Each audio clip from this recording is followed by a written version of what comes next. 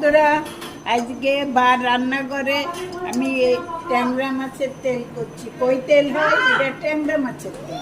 তবে বড় বড় ট্যাংরা মাছ ভালো করে ধুয়ে নুন হলুদ মাখিয়ে রেখে দিয়েছি। তেল কই না, তেল ট্যাংরা। তারপরে আমি একটু বেটে নিয়েছি, এর মধ্যে দিয়েছি অল্প একটু আদা, 4 পিস রসুন, 4 পিস লঙ্কা, একটুখানি চাল মগজ। আমি বেশি মশলা দিয়ে করি না, হালকা অল্প মশলায়, বাটা মশলাই করি, গুঁড়ো মশলাই করি না। কড়াইতে তেল দিয়েছি, এবার মাছ ছাড়বো। ট্যাংরা মাছ জানেন ফোটে, দৌড় মারতে হবে কড়াই দিয়ে।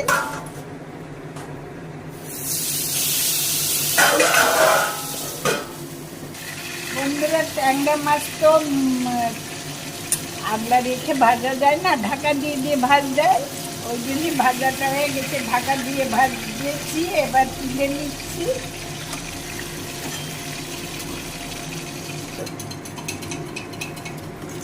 কড়াইতে তেল দিয়েছি, এবার বাটনাটা দিয়ে দিচ্ছি।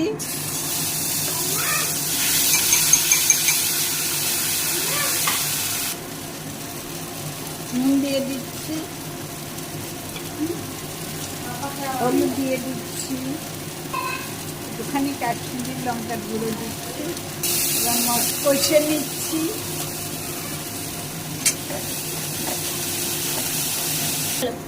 বন্ধুরা, আমার মশলা কষা হয়ে গেছে, দেখুন তেল ছেড়ে দিয়েছে।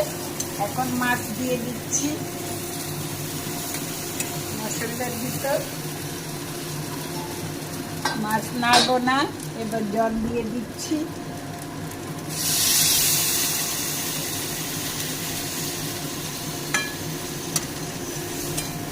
দেখুন কি সুন্দর কালার এসে গেছে।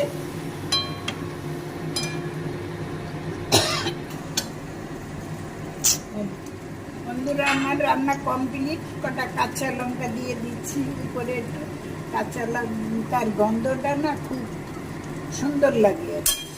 ঝাল হবে না, শুধু গন্ধটা হবে।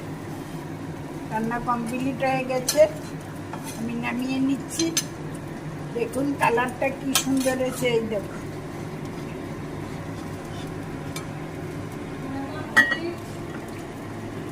রান্না কমপ্লিট একদম।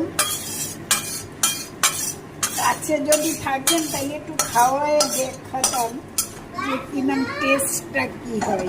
অল্প মশলায় রান্না করেছি দেখুন একদম, কিন্তু না খেলে তো বুঝতে পারবেন না অল্প মশলায় কি সুন্দর টেস্টি লাগে। বেশি মশলা দিলে টেস্টি লাগে না।